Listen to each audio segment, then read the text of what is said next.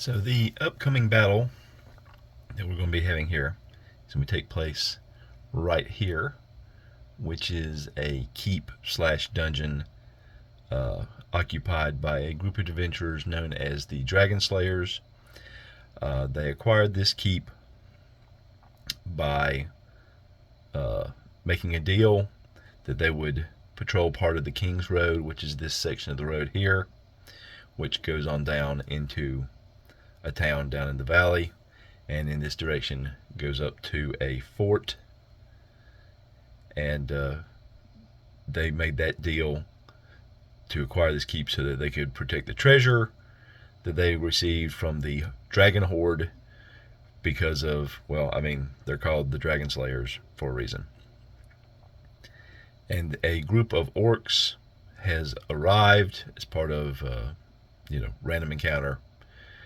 They're coming from basically this direction, and the reason why I say that is because when the orcs were rolled up, this was not rolled up as a lair group of orcs. It was rolled up as a group of orcs that has carts of goods that they have acquired on a raid and are taking to either their own chief or a more powerful group of orcs, typically, according to the monster manual. And over here, which is actually the Dragon Cave, this area has been occupied by a group of orcs. So they have occupied the area around the Dragon's Cave. They built a compound there, and they actually have over time acquired reputation and some alliances there with a group of hill giants, and an understanding, not necessarily an alliance, with a group of vampires. And they've also overcome some attacks on their compound there, and so they've acquired more treasure and more power and more people. So it just stands to reason to me that if this group of orcs over here is trying to ingratiate themselves to this group of orcs here, they're going to have to get to this. This is a smaller road, probably more of a dirt track that the party had traveled, getting to the keep with their own treasure, pulling it out of the Dragon Cave before the orcs took over. And so it stands to reason they're coming from this direction.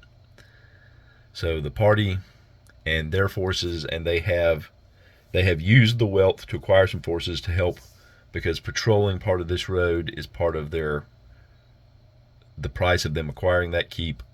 They have brought in some forces of their own, some cavalry, some archers, some infantry, and actually some of those forces are further up the road at another keep, because another part of keeping this King's Road clear is helping keep the other keeps clear, and that keep further up the road, which you can't see here.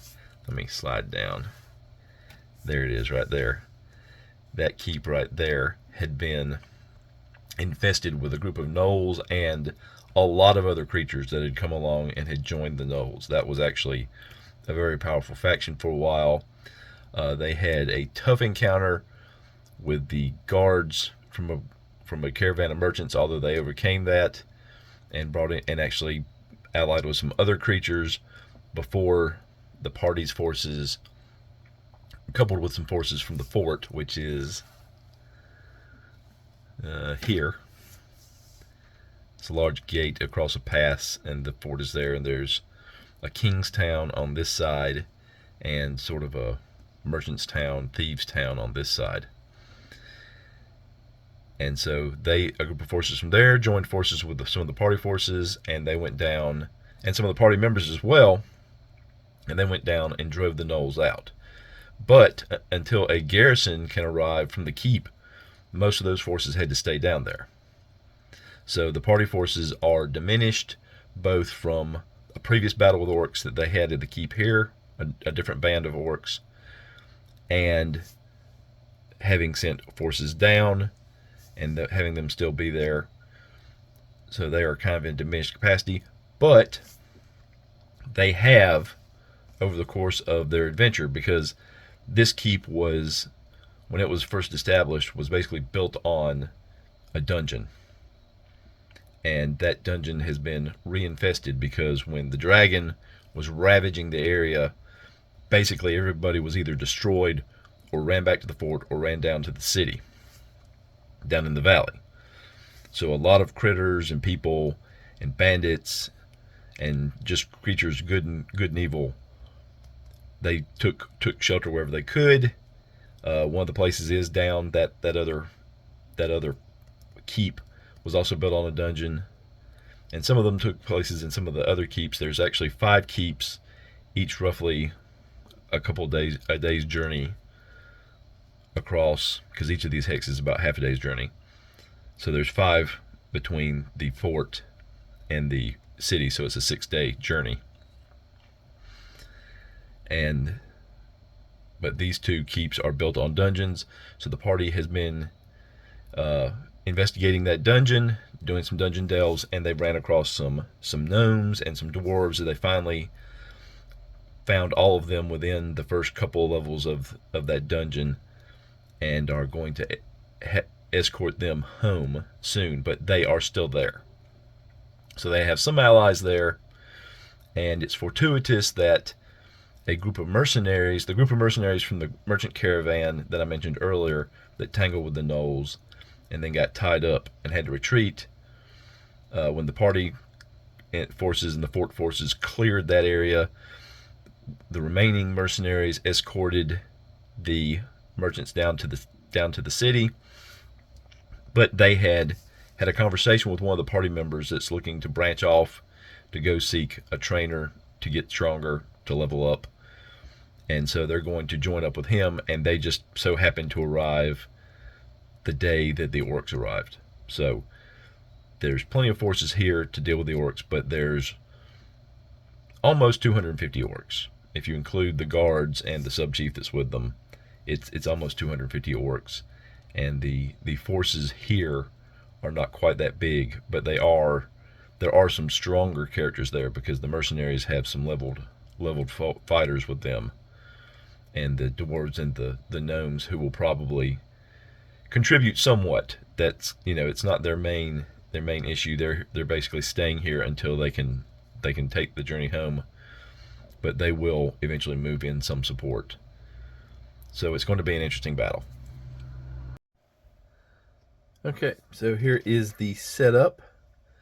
We've got the orcs, who have come across the party's keep here, which is in this hill, and they've been basically forced in this direction by the other hills in the area. So we have a small group of light troops backed up by archers here. There's a similar group on the hill on the other side of this road, and this is a group of heavy cavalry that happens to be sort of the alert group, or the group that's on standby, the fast reaction force, if you will. And so the orcs have their sort of forward part of their army here, with troops armed with you got a long compound bow here, you've got battle axes here, and you've got flails and broadswords here. And then they have the main body, these 4 here. This is their leadership group in the back. These are armed with spears, or naginatas, which are pole arms from the Oriental Adventures book. And then here's the vanguard back here. You have a group of bearers, which are being guarded by a group of orcs with broadswords and spears. They are preceded by a small group, a group of spears and axes. Behind that is a group of carts, which includes orcs armed with light crossbows, and then finally a small group of broadsword and axe-armed troops, serving as the rear guard of the vanguard. So they're trying to get in this direction so they can get down. They're avoiding the main road because they know it's patrolled, and they've been kind of forced in this direction. That's why this encounter occurred. And so we need to figure out what the encounter distance is. So we got 6 D4s here. Oh, and this group of troops here, these represent the rounds that they will exit the the keep here, and then they'll be available the next turn. And as you can see, the party and the mercenaries are in this first group, and then there's actually a gap as some of these others, because some of these other groups were either partially armored because they were on a day of rest, or they were just kind of doing general duties around the keep, upkeep, changing some things, doing, upkeeping their camp, as it were. So let's see what the encounter distance is going to be here. All right, we've got 4, 8, 10, 13, 14, 15. So 15 inches. Each hex here is 3 inches, and I did that because in AD&D most of the movement values are in 3-inch increments: 6 inches, 9 inches, 12 inches, etc. So the encounter is at 15 inches. That's when they'll get spotted. So you're looking at 1, 2, 3, 4, 5. So right in here. So basically, as they're pushing up to this area here, that is when they will be spotted, and when the encounter will take place. So move up the vanguard, and this group at the rear, because they have the loot, they're going to try to keep on moving unless they absolutely are forced to engage one way or another. And the troops are laid out here, matching what's on the board there. I've got my party members over here. Some of these party members are not in action. Quinn and Harl and Sven and Prier, none of them are in action, and Cudgel as well is not in action. He's actually away. They are essentially out of action because of injuries they took during dungeon delving. So now, of course, the big moment here is initiative. So we've got green for the orcs, the Hamssassins tribe, and then the party members, the Dragon Slayers group, is the other die. So the Hamssassins have won initiative in this first round. I did roll previously to see what the reaction was, because if it was a friendly reaction, there wasn't going to be a confrontation. It was a very aggressively negative reaction, and there was no surprise on either part. So these forces will move up to screen. They can move 9 inches, so 1, 2, 3, 1, 2, 3. The archers will fire. They have a maximum distance of 21 inches, so 7. So 1, 2, 3, 4, 5, 6. Let's count again. 1, 2, 3, 4, 5, 6, 7. So they could target either one. So let's see if they target on a high number. They'll target the bows. The bows do have cover. They have 50% cover, which is going to give them a armor class bonus. All right, so low. So they're firing on the troops. And we have a total of, we have a total of 23 archers firing. I'll be firing in groups of 10. They will be hitting on 15s. And the way I usually treat it is matching D20s with matching numbers, shot the same guys to sort of simulate the randomness of just arrows coming in. So we've got, in that first batch of 10, we have 1 hit. So we'll roll these 9 again. And we got 1 hit there as well. And then 4 more for 23. And 2 hits there. And 3 of them hit the same guy, though. So 3 hits on one, and 1 hit on another one. And the light infantry, they have 6 hit points. So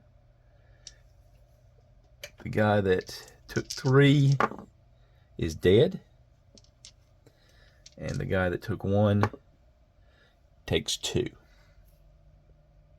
All right, I'm going to backtrack on that, because I didn't account for range with the negative for hitting at long range. Those the 15 would not have been a hit, and the 18s would have still hit because it's an armor class adjustment, and the armor class adjustment would have been 20. Let's see. No, wait. Nope. No hits. So 0 hits on that. They needed 20s to hit at that extreme range. So retroactive all of that. Remember your AD&D combat, sir. Alright, so these bows also get to fire. Since they fired twice, they should have fired before they moved. So we're going to treat them like they're back here. So they will also be firing at long range. These are long bows. Their long range is also 21. And so it's going to be essentially maximum range. So it's a -5. So let's see, can they even hit with these guys here? Normal orcs against the long bows. They need 15s to hit. So 20s, they'll need 20s to hit basically, because, and this group of long bows right here is longbow 1, and they have 18 plus 2 sergeants, plus they actually have a lieutenant and their captain with them, so they're loaded for bear. So we'll start with the regular guys. They need 20s. They got nada there, the first 10. So then we'll roll 8. And they got nada there. So just arrows flying around. And then we'll roll for the 2 sergeants. They didn't get anything because they would have gotten a slightly better chance, but they still needed higher than a 15. And then let's see, the lieutenant of the first group is, checking my card here, he's a second level. So like the sergeants, he would have needed a 19. Nope. And then the captain is a 5th level captain, and so he's going to need, he would normally need 11, so with the penalty for long range he needs a 16 or better. Nothing. So just a whiff of arrows back and forth as these orcs move up. And then the middle group here will move to also to engage and screen any potential enemies.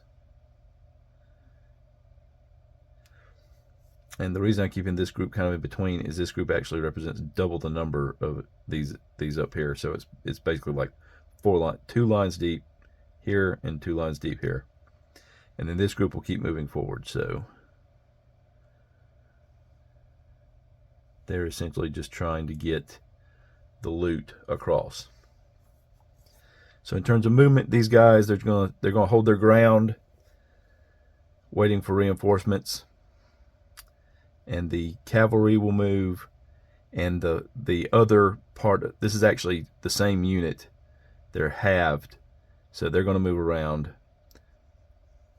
They're moving a 9, and the heavy cavalry, heavy war horses in AD&D move 15. So moving along the road, 3, 4, 5, they could charge these guys because the extra movement they get on charge, so they're going to charge in and hit these guys in the flank. And the heavy cavalry, heavy lancers here, there's 17 of them.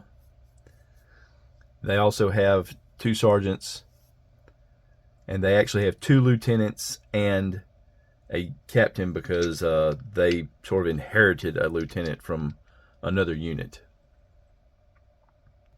Okay, and I just realized I outsmarted myself.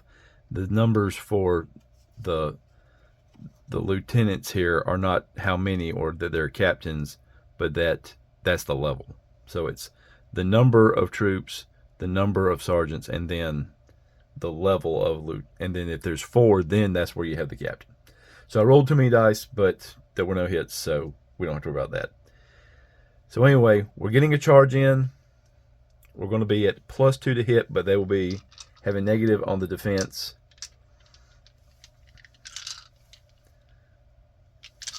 Let's see, this group was armed with flail and broadsword. These guys are carrying heavy lances, so they have the reach advantage, so they do get to hit first.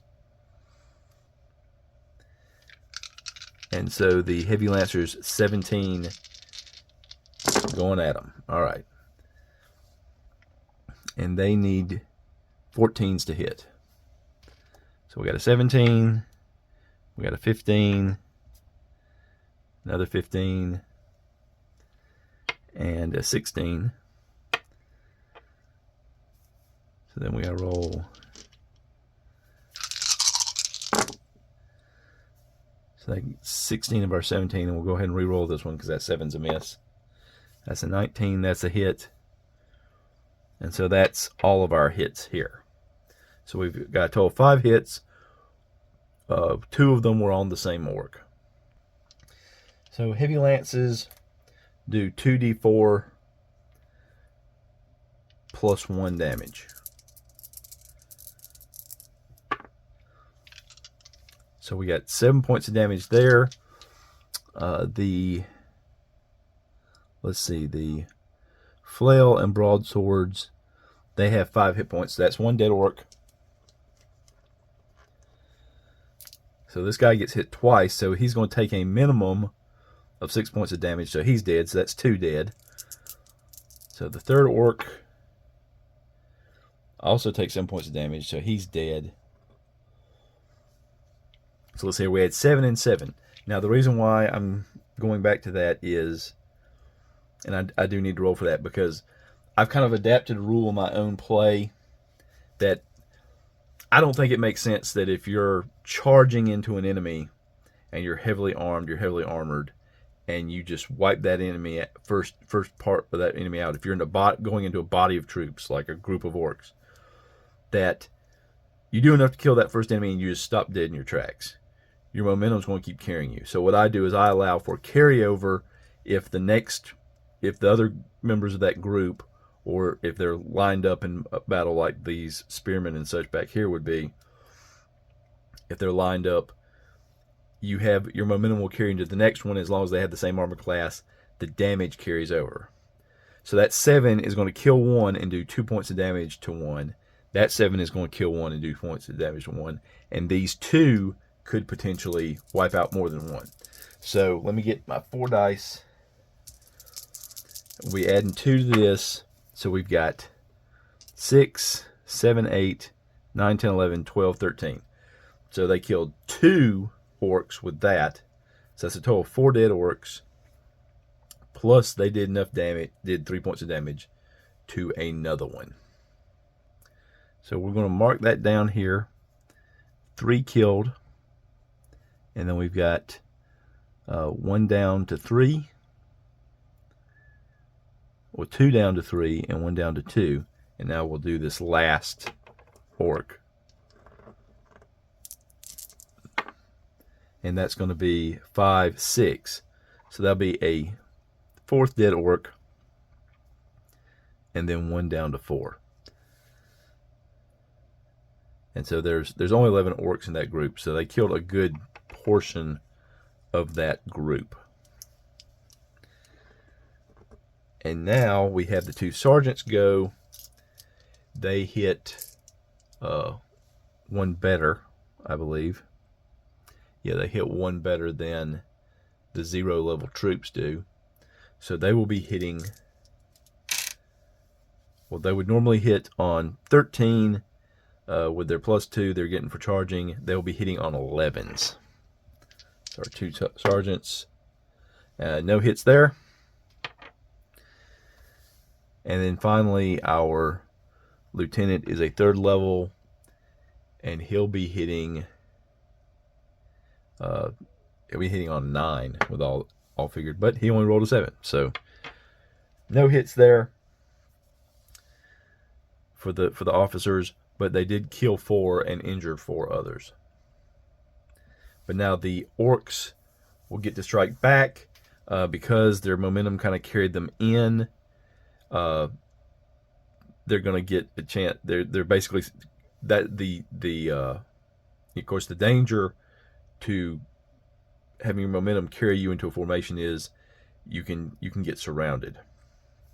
So I'm going to give all 11 of those orcs in that group a chance to strike at the enemy as they're just come piling in. And so against the heavy troops, the flails really help out. They just need 15s. So we do have 1 hit, and we have 2 hits. And so since there are 20 troops roughly in that group, we'll roll and see, was that strike, were one of these strikes against the sergeants or lieutenants? On a 18, 19, or 20, it will be, on 18 or 19, it'll be one of the sergeants. On a 20, it will be against the lieutenant. So the first hit, that's against the lieutenant, and the second hit is just against a regular trooper. Now the first hit of a 15 against an actual lieutenant, they still just need a 15. So that is a hit on the lieutenant. And flails do 1d6 plus 1. So 2 points of damage against the lieutenant. And against the other trooper and the cavalry unit heavy lancer, they only had 3 hit points. So 5 plus 1 is 6. So that lancer is dead. So he's got a, I marked these wrong. This is the loss column, not.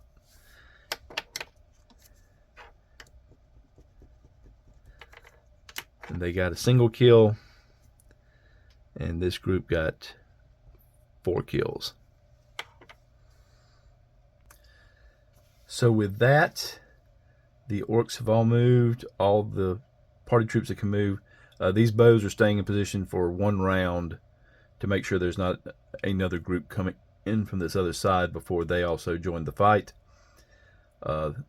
And during this round, the party and the mercenaries. The party and the mercenaries that I just wiped out here, they pop out of the keep, and we'll reset that as we go to round 2. All right, so I've just put the party members up here, and we'll place them around as they get into action. So now we'll do initiative. Again, green is for the greenskins. It's a tie. Nope, and you know what I forgot? The bows get to fire 1 more time. So at the end of the last round, because these types of bows fire twice a round. So let's get my dice back up. Again, we'll have them fire at the same target. And again, from this distance, they're basically going to need 20s to hit. Let's see, no 20s in there. We'll roll again. No 20s in there. And then 3 more. No 20s in there. All right, and then coming back the other way, the longbows.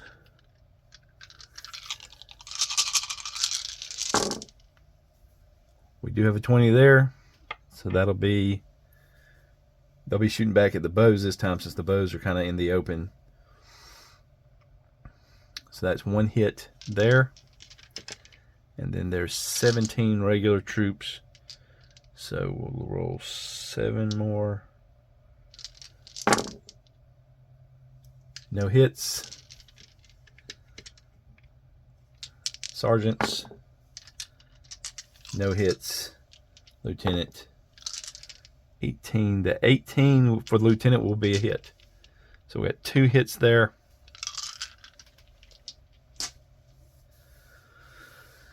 And what I didn't do here and should have done, but I'm not going to backtrack it because we've already been through that part, is that this represents their leaders and assistant leaders in each group. So there are 23 bows, 4 of them are leaders. That's roughly 1 out of 6. So we're going to roll and see. On a 6, it hit a leader or assistant leader. Nope. Just regular old bowmen, and they have but 2 hit points. So we roll for damage. Arrows are 1d6, and that's 2 dead. So 2 of these guys have died. And the bows here have 2 kills. All right. So now we'll go back to the bows. And again, we'll have, let's see, since the bows hit them, let's see if they change targets to the bows. So this time we'll say on a 3 or better, they switch targets to the bows. And they do. So it's even, so everybody gets a shot regardless of the results of this. So they are down to 21. And they need 20s to hit there for sure because they've got cover. And no 20s there.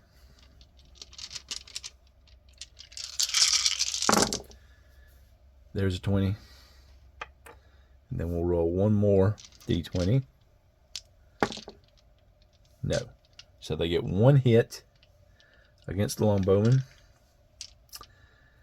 And the longbows have 3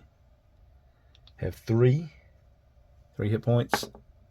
So that's a dead longbowman.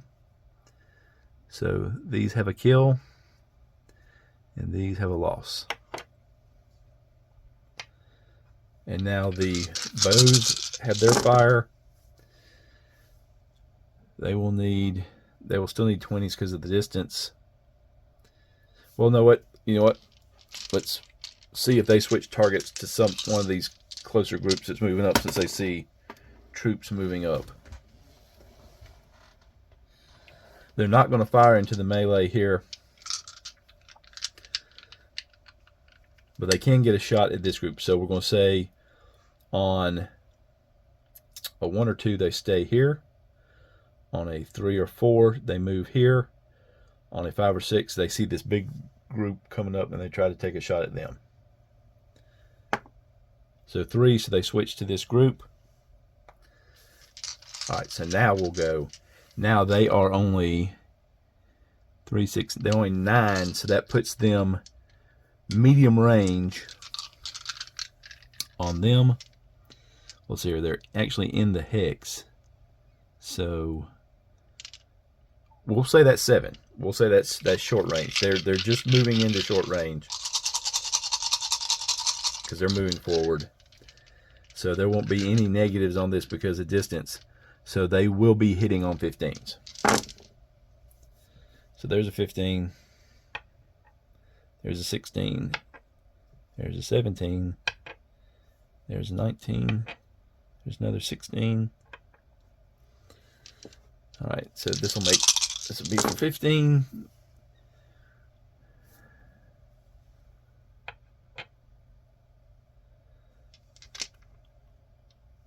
And then there are 17 of them, 18 of them total. So 3 more. No hits there. The sergeants hit on 14s, so there will be a hit there. And then the lieutenant, he rolled a 16. So 1 orc got hit 3 times. Let's see, those orc bowmen only have 2 hit points, so that's a definite kill. That was a 19. I just messed it up when I moved it. So that's 2 definite kills, and then 3 potential kills. So here, oh wait, okay, hold on. We need to see about the leaders. So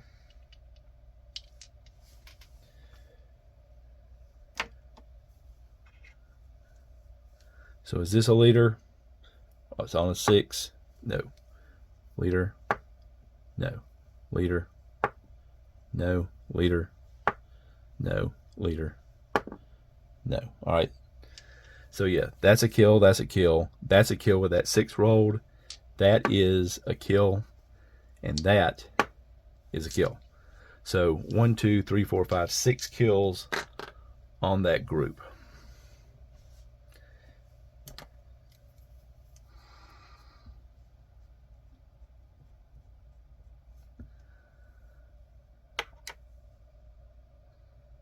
And that's not the correct group. I was targeting the other group. All right, so I'm losing track here. So that is the Battle Axe group. And they also just have 2 hit points though, so it still stands. So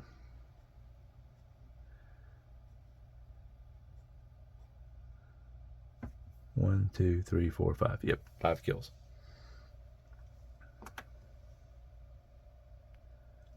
So next, I'm going to go ahead and resolve this battle where there's contact before I do any other kind of movement, since all of this is occurring simultaneously. Since they're already engaged, they'll be fighting immediately.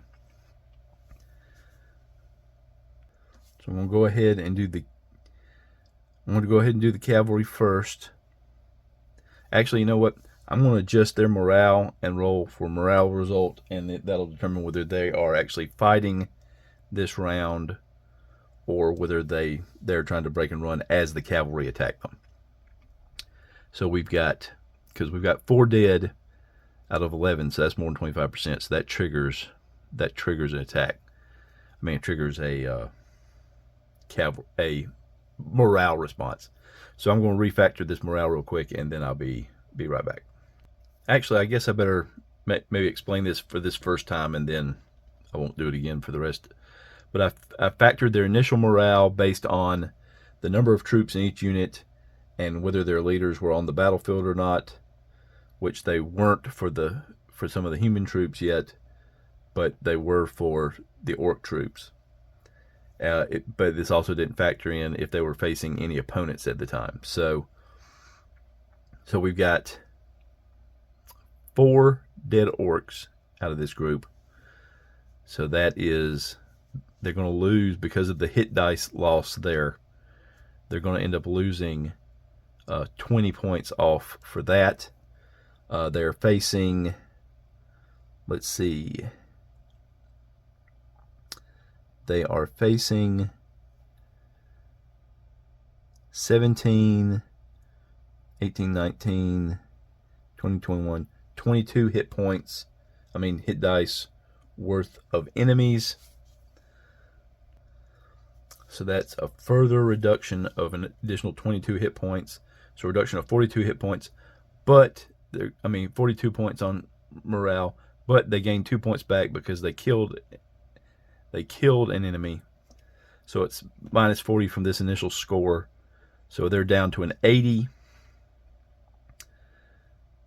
The die roll will be plus 10% for each loss. You're trying to roll under. The die roll will be 10% loss for each loss, but it'll be minus 10 for the kill. So one of each cancels out. So that's a total of plus 30 to the die roll. And then because they just lost 25% of their number, that's going to be an additional 5%. So a total of plus 30% to this die roll. So let's get my percentiles out. Let's see. So looking to roll under 80 with a plus 35 on the roll. So they need to roll, well, they rolled 3. So they easily made the morale check. So they will be fighting back and not trying to run as they attack and are attacked by this cavalry unit.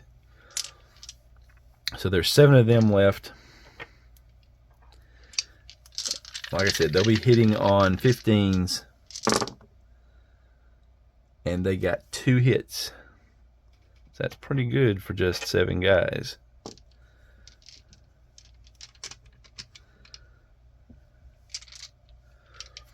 So let's see if it was against sergeant or lieutenant. No and no. So they are going to do D6 plus 1. And that's, both of those are good enough to kill another unit each. So they've got a total of 3 kills there. And that will make their staying power a little better. So now the cavalry strikes, they are down to, well, they lost 1 the previous round, so they'll be rolling 16 because this will simultaneous. And again, we're looking for 14s. So we got 2 hits there. We got a hit there.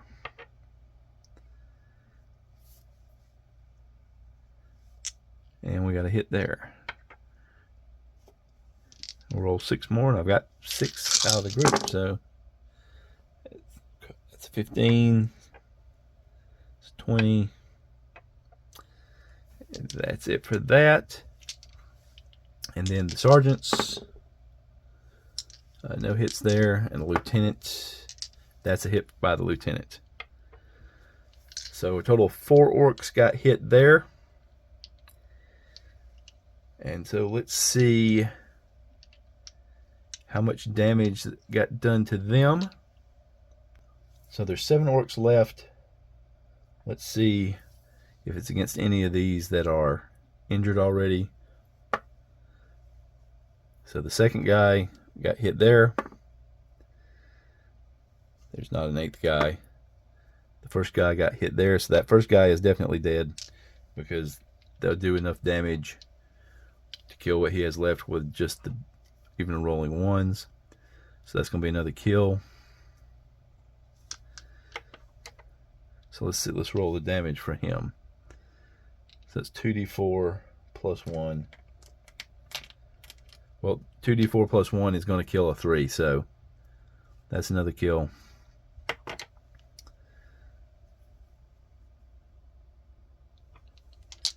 And so that will definitely be a kill on any of them. But they were target. Well, no, they couldn't be targeting the second one because that's a different guy. That's not a 1.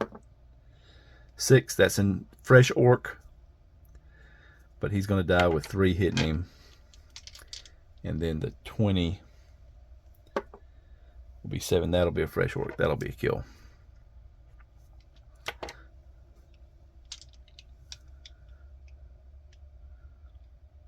Well, again, I didn't do if it was the leaders and they survived the last round.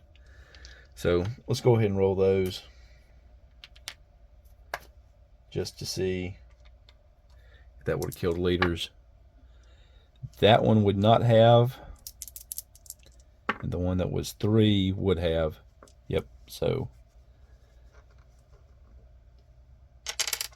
are they leaders? The one that wouldn't have, no. The one that would have, yes. So one of the leaders is dead. And a total of 8 orcs are dead. And now the horses get to go. So war horses, heavy war horses, they hit on 11s. And they get 3 attacks. So hoof hoof. Bite. There's a bite. There's a bite hit. Hoof hoof. Well, hoof hoof. Bite. Those are all misses. That's 2. Hoof hoof. Bite. 3. Hoof hoof. 2 hits. 3 hits.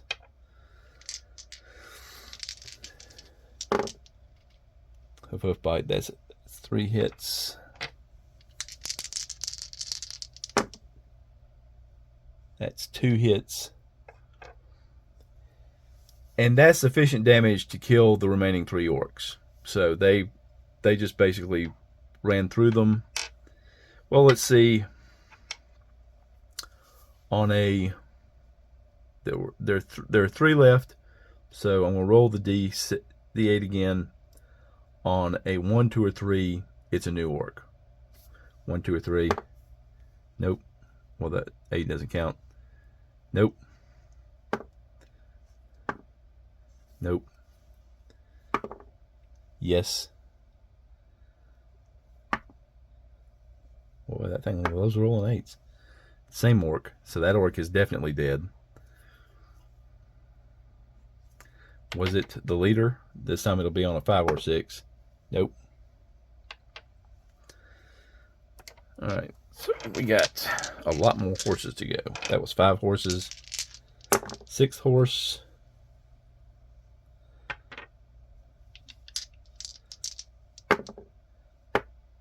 7th horse.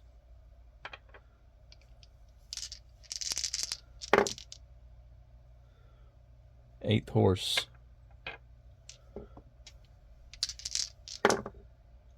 9th horse.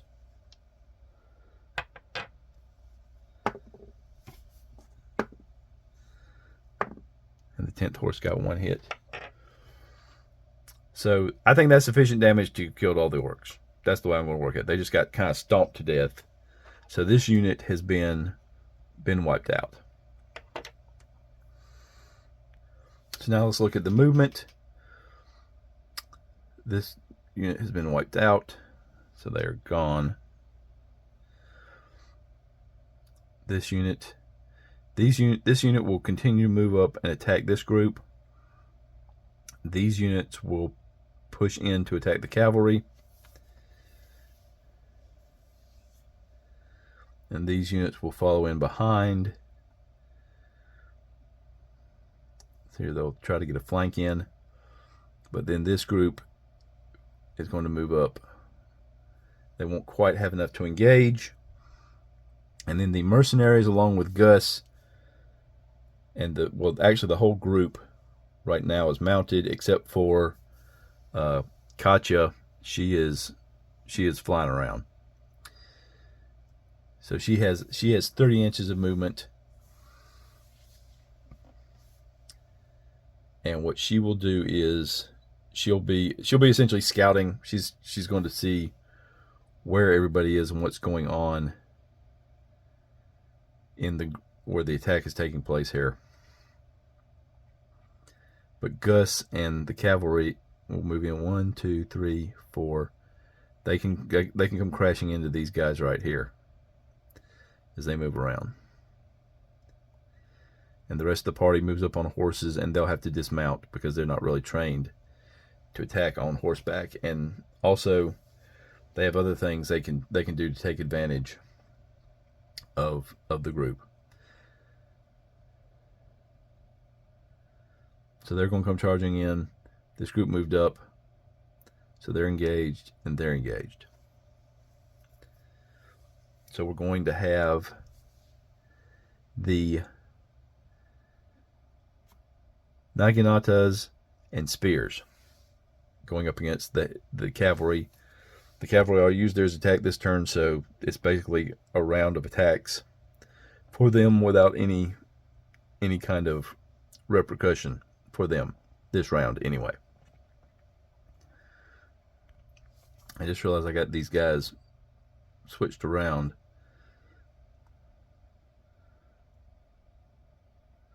That's the group that should have been in the front. Alright. So Naginatas and spears. The spears will be hitting on 19s and the Naginatas on 18s. They charged in, so that's going to be +2.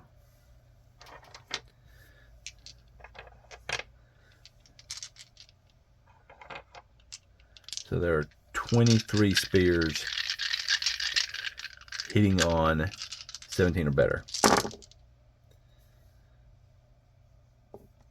So that's 19.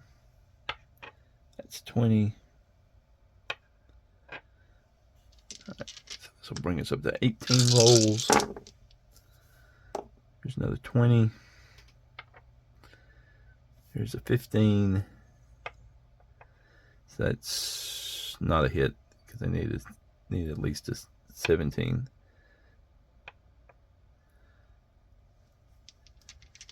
And then there's 23 of them, so I need 5 more. I've got exactly 5 more, so let's roll it. A 20 and a 19. So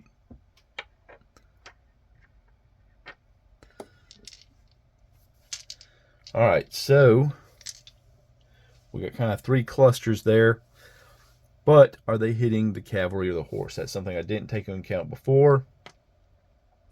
So we're going to roll D6.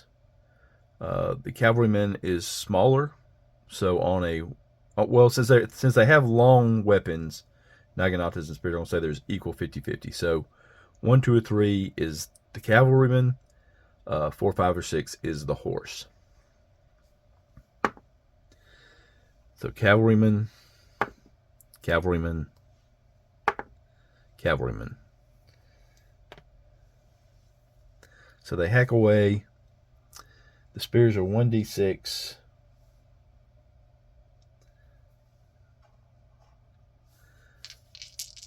So that more than kills a cavalryman. 5 will kill a cavalryman. Oh, did they target a sergeant or a lieutenant? That's the first one was a sergeant. He's dead. That is not any officer, and that is not any officer. So 2 dead cavalrymen and 1 dead sergeant. So the Lancers take a total of 3 more hits, and one of those is a sergeant. So they're down to 1 sergeant.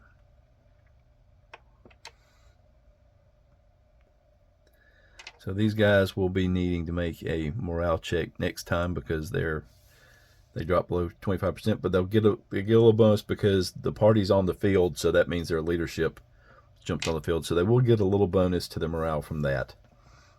And they have done some significant damage. So, well, actually, let's see. They wiped out that whole unit, so let me go ahead and add that in there because that will have an effect.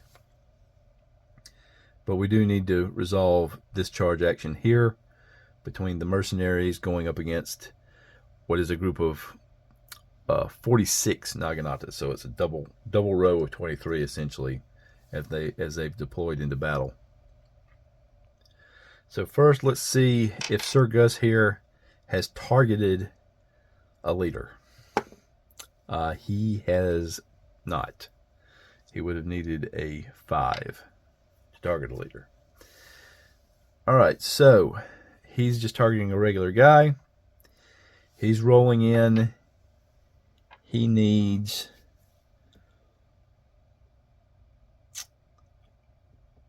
a 12 to hit, and he's at +6 on the die roll. Yes, he's got like a magic lance and incredible strength. So yeah, so he basically needs a 6 or better, and he gets a 17. That's kind of almost a waste of a 17. Actually, with the charge bonus, he would only needed a 4. All right, so heavy lance, which is 2d4 plus 4, and he is at a +9 on damage. So 9, 10, 11, 12, 13, hitting. So that cleaves right through a regular Naginata. That cleaves through. And let's see if this next guy behind the Naginata is a leader. No. So that's another Naginata. That's only 8 points of damage out of the So I don't think, did I add +1? So no, that'd be 5 plus 9. 5 plus 9 is 14. Is this a leader? No. And is this the fourth one a leader? Because he's still got 2 points of damage left. No. So he kills 3, but he is packed in there now, buddy. All right, so the mercenaries. We've got a medium lancer. He will be hitting on 15 with the charge, 13 or better. Nope. They've got one heavy lancer. He'll be hitting with the charge on a 12 or better. That is a hit. He'll get his 2d4 plus 1. So he does a total of 7 points of damage. Is this on a leader? No. Is the one behind him a leader? Also no. So that's another dead Naginata. And then one reduced. Let's see. 3 points carried over, so reduced to 1. So that's 4 dead. Let's see. The other mercenary is a crossbowman. So he's just going to be swinging with a horseman's mace. That's a hit. Let's see here. The horseman's mace is, I believe... Let's see. Do I have the horseman's mace on here anywhere? I don't believe I do. Let me look that up. That's going to be a 1d6. Doesn't count. It's not in the tray. 5 points of damage. So that's another dead horseman. Another dead orcman.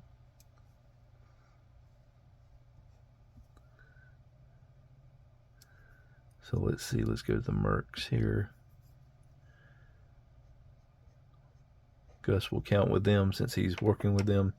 And then we've got the 2 fighters, the leadership of the mercs. Fighter 7 and a Fighter 6. The Fighter 7 will be hitting with the charge on a 6 or better. Nope. And the Fighter 6 on a 7 or better. Also nope. So, not a fantastic showing, but a pretty good one, mostly by Sir Gus. But he's done that before. And really, I probably should have had the Naginatas go before the mace, because the mace is shorter. But it made more sense to keep track of it, just doing all the mercenaries at once. So now, we have a group of Naginatas that are just absolutely getting ready to surround some people. All right, so let's look at what they need to hit.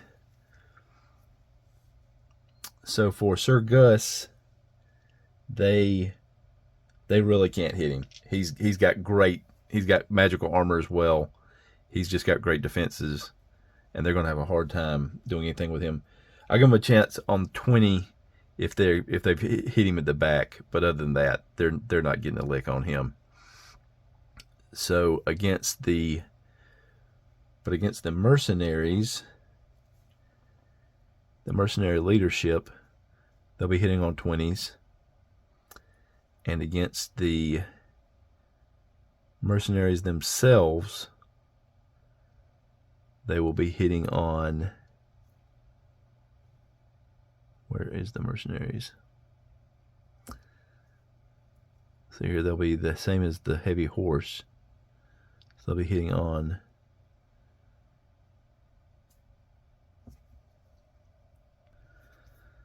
Let's see. Okay, here we are.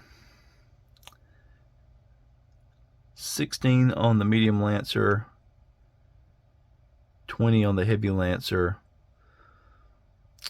The crossbow will be the same as the medium lancer. Now the crossbow is a 13. The horses themselves will be on 12s. They'll hit on 12s. So anything 12 or above could conceivably be a hit. And there are actually a couple mercenary guards I didn't roll for. So I'm going to go ahead and roll for them. They're rolling broadswords. Again, they should probably go after, but it's all simultaneous, so this round. So will a 12 hit? No. So no hits there.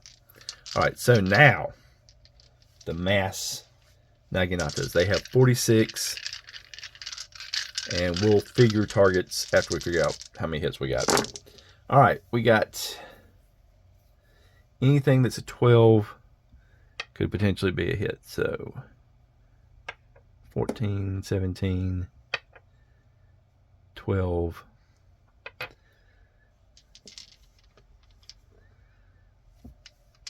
So we got 4 hits.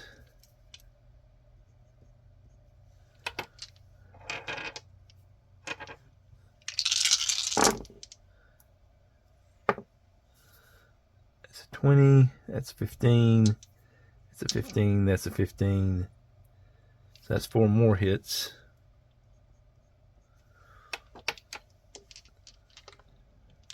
This will get us up to 30. That's a hit. That's a hit. That's a hit. 3 more hits. This will get us up to 40. There's 1. There's 2. 2 hits. See here. I should have been keeping track of the numbers. 2 12s. I had a 15. I had a couple of 15s. I know I had a 20. I think I had a couple of 19s. Yep, I should have done a better job of keeping track. I know I had a 17. I could probably go back and look at the footage, but I'm just going eyeball it. 2, 4, 6, 7, 8. Let's see here. We'll say one was a 13 or a 14. I think at least one was an 18. 1, 2, 3, 4, 5, 6, 7, 8, 9, 10. And the 11th, we'll say, we'll add another 15 in there, because I think there was another 15. All right. This brings us up to 40. 17, 15, 14, 20.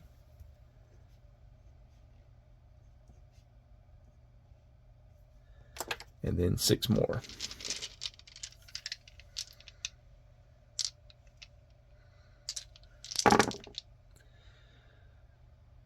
$13. All right.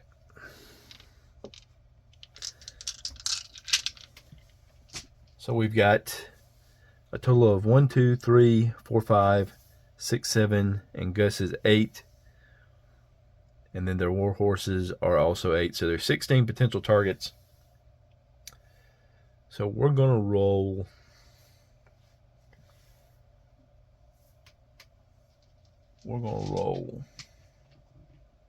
D20s. Low is the guy. All right, so for the 13, that's a guy, so that's a miss, because all the guys, you need at least a 16. The 14s, a guy and a horse. So one of these is a horse. The 12s, both guys, so those are both misses. The 15s, we got 2 horses.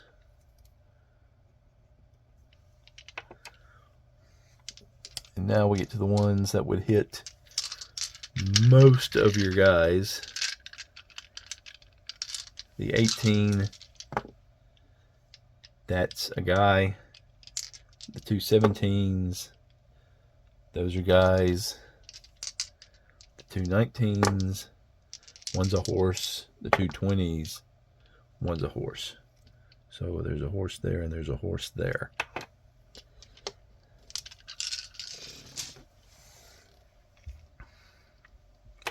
All right, so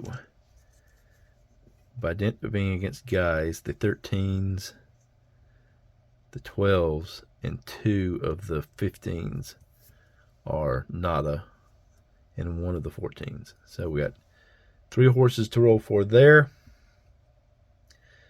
And then splits between horses and guys. And the question is, of course, is going to be which guys. So again, we got 8. So we just break out the D8. On an 8, the one for the guy is Sir Gus, and we'll do the same with the horses. All right, so horse for the 20. And the 20 for the guy. That's a 1, so it's not Sir Gus, so we know they hit somebody.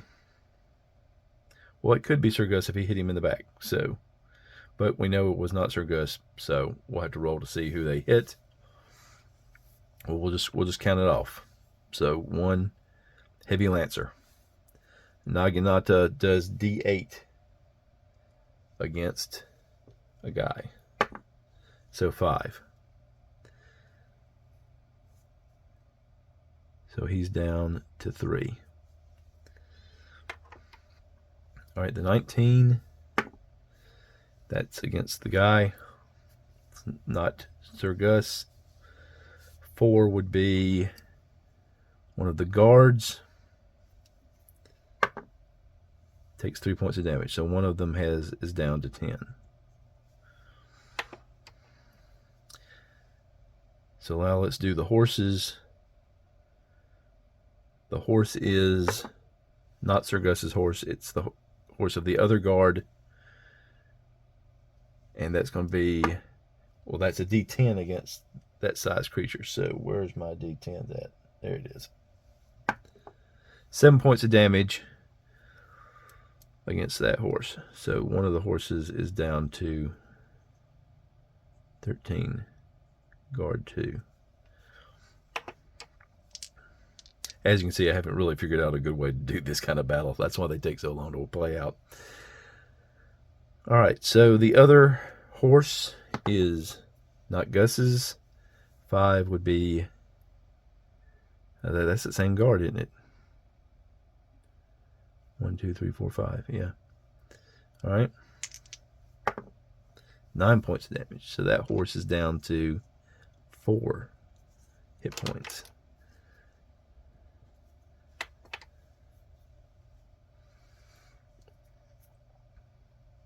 All right, so the hit against that, we said that wasn't against Gus, but it is against, it was against guard. Okay, all right, so these are done. So now the 17s. That heavy lancer might be done for.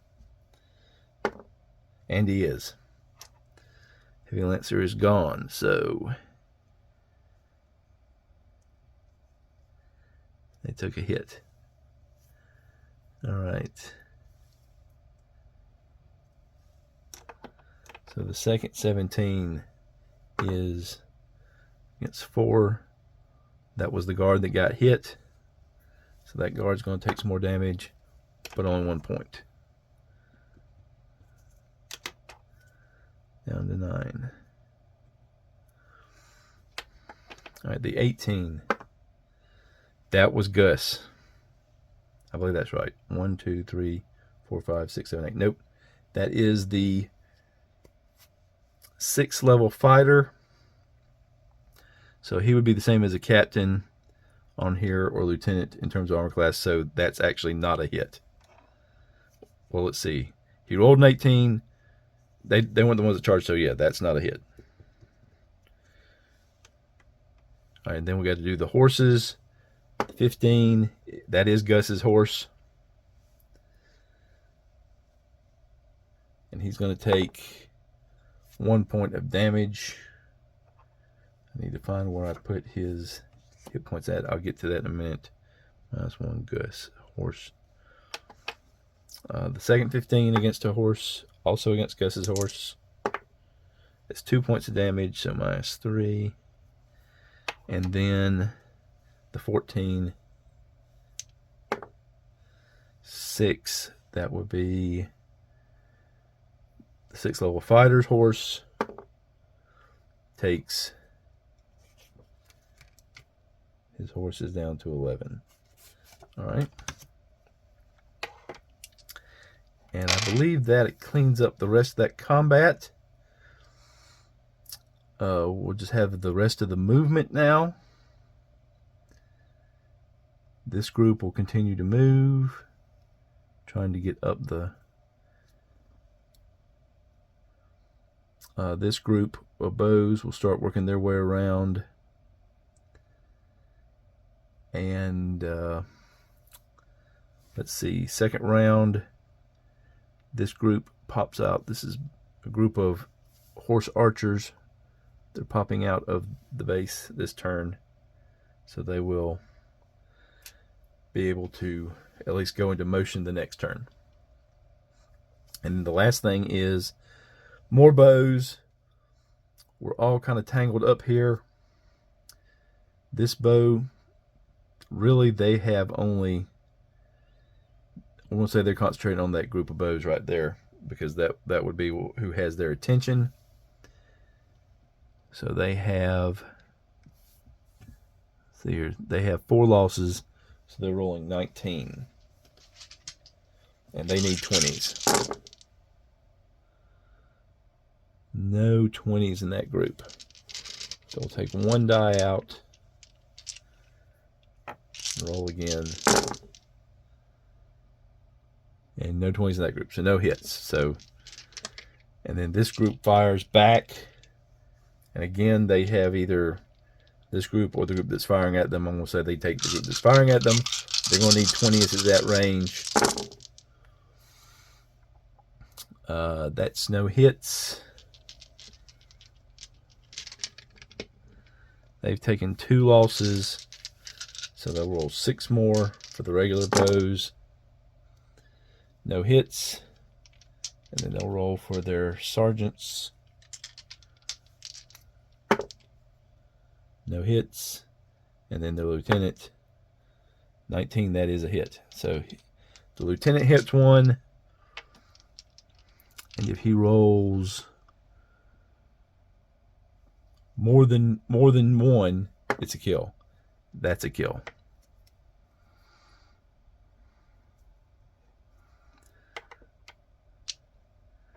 And that adds to their kill total.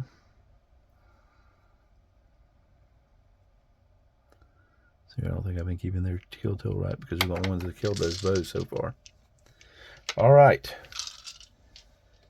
So that's the end of round 2. It's only going to get more complicated from here. Oh wait, we're not done here.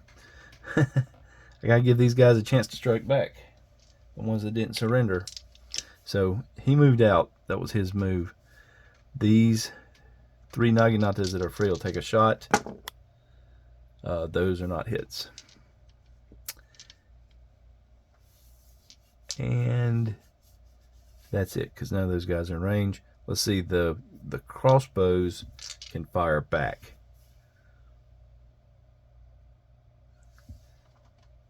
Well, they use their turn to move, so they're moving. So now we're done with turn 3. All right. Turn 4 initiative. Again, the green is the orcs, and it's tied.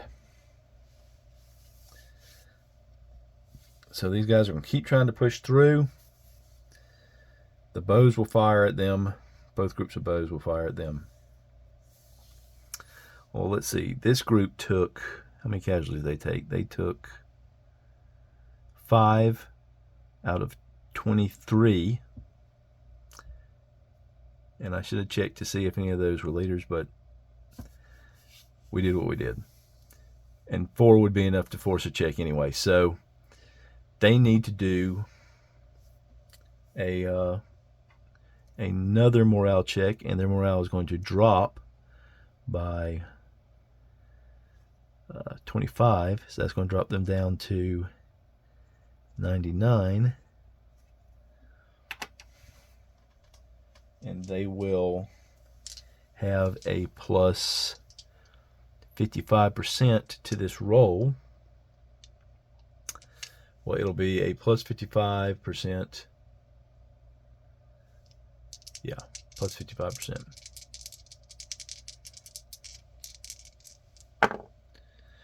So 28 plus 55 is still below 99, so they pass. So they're going to keep trying to push through.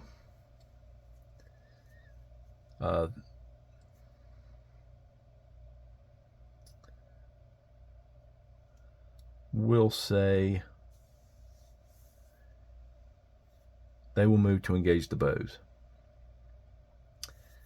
And I should probably have the bows shoot before I did that morale check. So remember that was a 28%. So we'll keep the roll. That was a low roll. They'll appreciate that. The bows will keep firing because they fired last time at that group. Both groups of bows.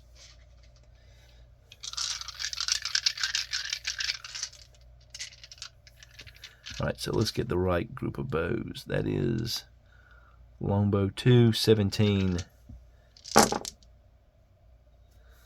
They are 1, 2, 3, 4, 5 hits.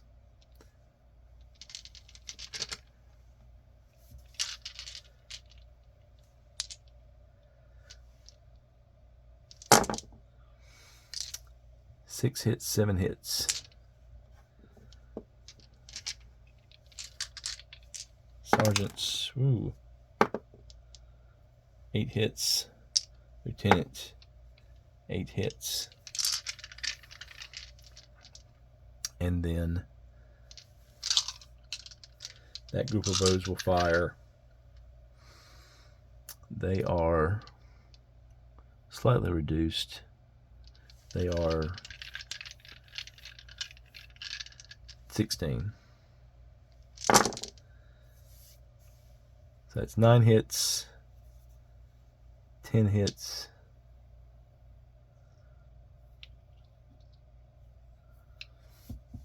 11 hits, 12 hits, 13 hits, 14 hits,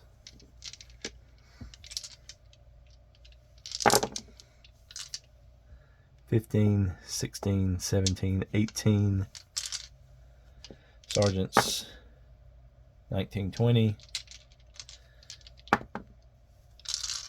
20 hits into a group of what is now 18 guys. So if we distribute the hits fairly evenly and they're on average, that's going to knock them below 50%.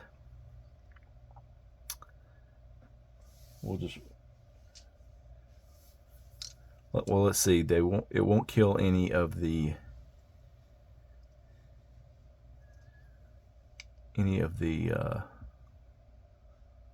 one arrow won't kill any of the leaders. So 6 of those are leaders. But if they're 1 hit each and it's doing an average of 3.5 damage, so let's see how much damage we do. We'll say 1 hit each of them, and then how many? Let's see which ones hit. Let's see, we're 18, so the extras did not hit the leaders. The extras hit the leaders. 20 hits, there's 18 of them. So 2, they hit the leaders on a 1 to 6. No, okay. So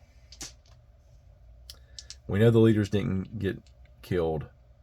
So 2 of them got hit twice. So 1 got hit twice, dead. Second one got hit twice, dead.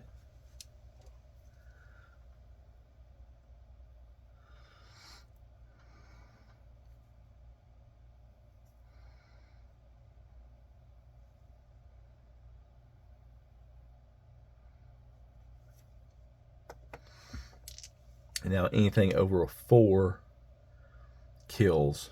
So that we've accounted for 10 of the hits. We've got another 10 hits to go. Yeah. All right. 1 dead, 1 wounded.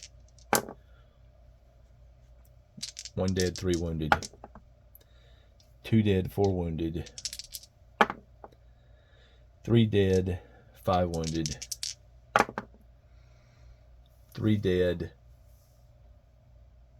and 7 wounded. So 3 more dead.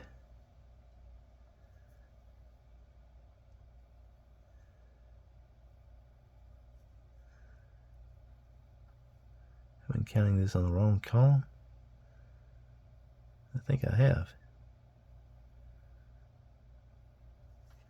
Axe and spear. No?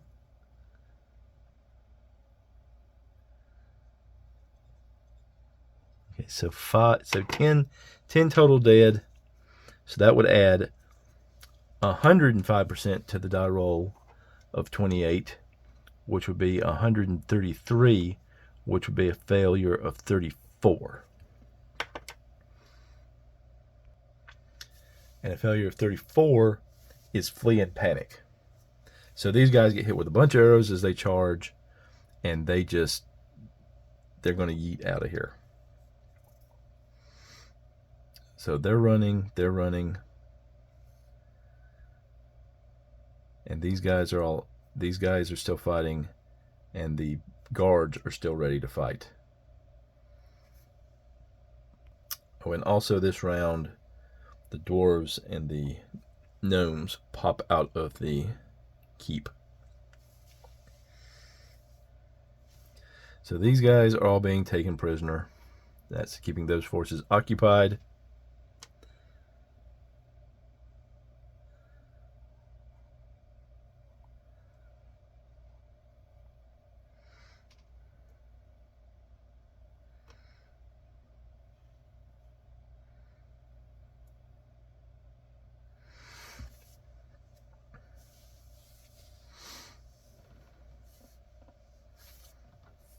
Let's see here. Let's see if the bears take the opportunity to just run, because these guys are fleeing. These guys are trying to press through. And we'll see if they take an opportunity to run. We'll give it 50-50. No, they're staying with the group. They're kind of scared. More scared of the orcs than they are of anything else. All right, so these few Naganatas will strike at the mercenary. There's no hits there. His armor class is too high for that, I don't think. Let's see. Yeah, too high. All right, because he would be over here. All right, so he will get a strike in against one of those guys and miss. And then his horse also misses.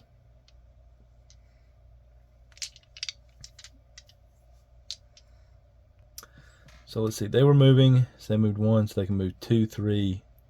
These guys 1, 2, 3 as they try to escape.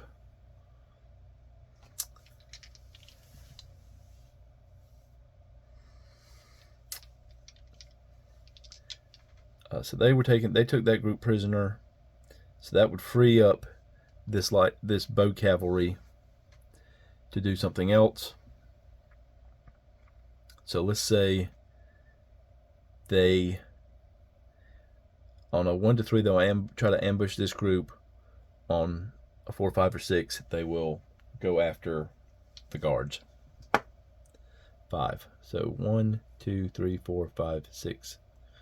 So they're going to tie into those other 2 guards.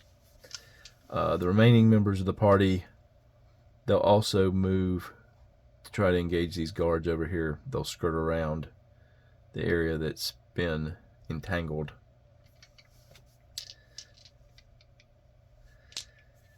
And let's see, Katya, she can actually try a sonic blast on these groups.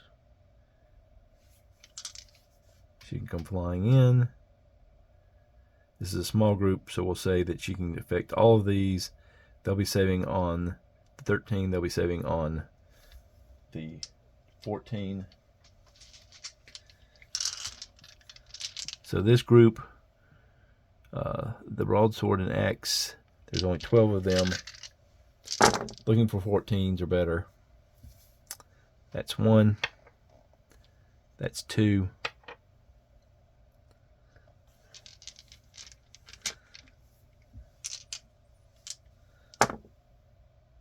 Three, 4. Wow, 2 20s. So there's only 4 of them left active. So this group, this is the crossbows. There are 23 of them. That's 1 save, 2 saves, 3 saves, 4 saves. All right, so this will get us up to 16. Ooh, oh crud. 16 rolls.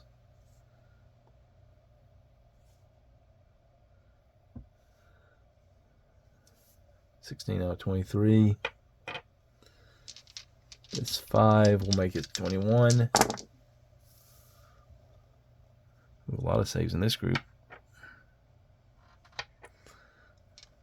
And then 2 more rolls. 1 more.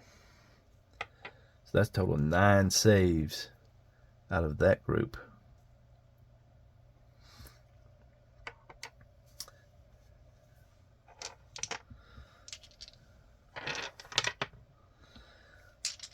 In this group, the broadsword and spear, 23 of them.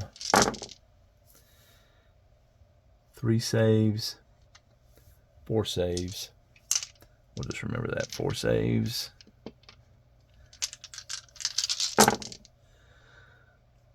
5 saves, 6 saves, 7 saves, 8 saves. And then 3 more. 9 saves. So 9 saves out of that group. So this is a kind of a resilient group here.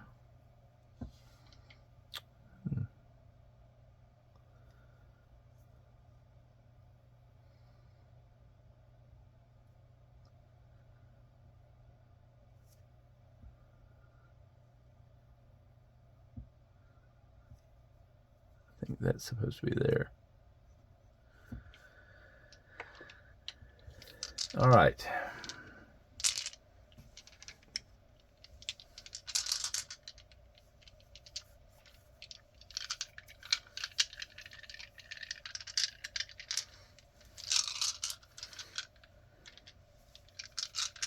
So then the bows fire at the end of the round, and they'll fire into this group here.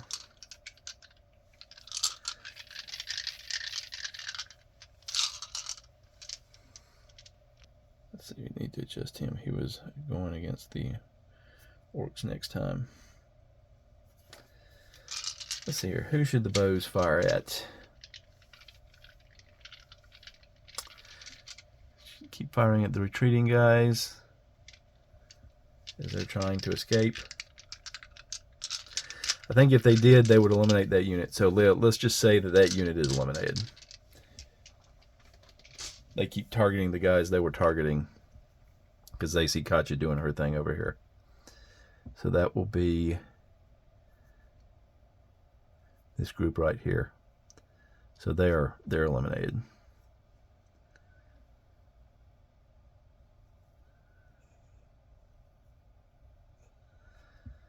All right, so that's an eliminated group there.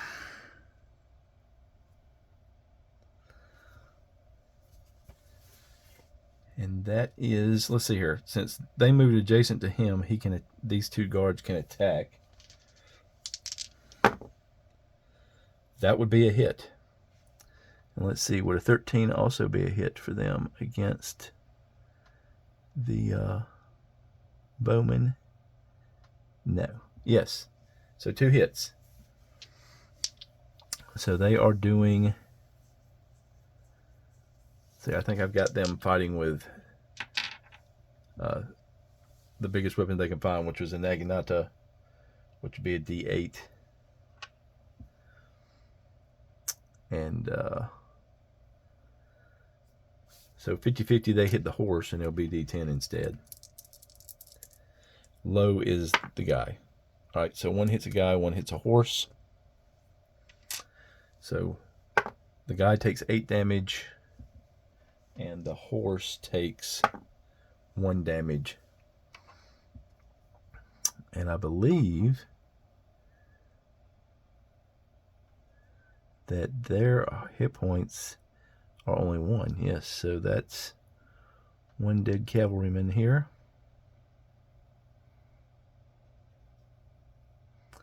And 1 horse down to down to 9. Horse down to 9. All right. So that is, if I'm not forgetting anything, I got the bows. Everybody went that could go. We captured. That's turn 4. All right, let's see. Make a note of this. Ran away.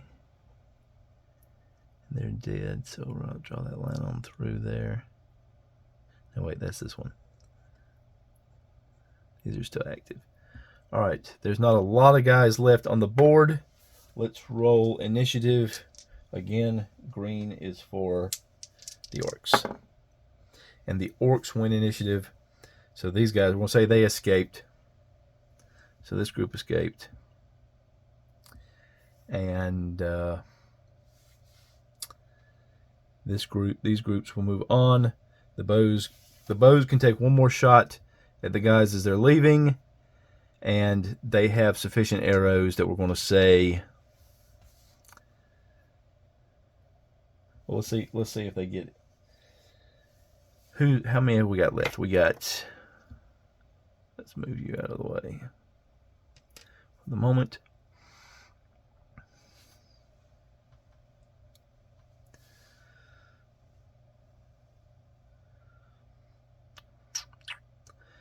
You know what? At this point, I think we can say that this group will be on the run. Some arrows will get shot into them. The cavalry will be able to kind of run them down if they need to, because we've got. Well, they're probably gonna escape because let's see here. We got 1 group of cavalry here, 1 group of cavalry tied up over here. Actually, this group is free to break off pursuit because the people they were fighting are gone. They're engaged. This cavalry right here. So this group of cavalry will be able to pursue and take these guys down. They're not going to be able to get away from the heavy cavalry, and eventually they're going to do enough damage that they're going to surrender. Kachi's going to be able to keep track of them. So it's just really a matter of how many people do these guards take with them, and the Naginatas, the few Naginatas that are still fighting. And so let's do 1 more round of combat, see what they do before they get, because eventually the mercenaries are going to overpower them. And as more troops, because more troops are going to come on the scene now. There's a big group of troops that's about to come out of the keep this turn. So the dwarves and the gnomes will be able to help capturing the rest of these orcs that are stunned or entangled or what have you. So we'll do one more round of combat to see how much damage these guys can do, and then that'll be it. So these guys will be trying to deal with the Fighter 7. They don't do any damage to that mercenary captain. These 2 guards will take swings at these cavalry. They'll get a couple more hits in, and we'll say they kill 2 more.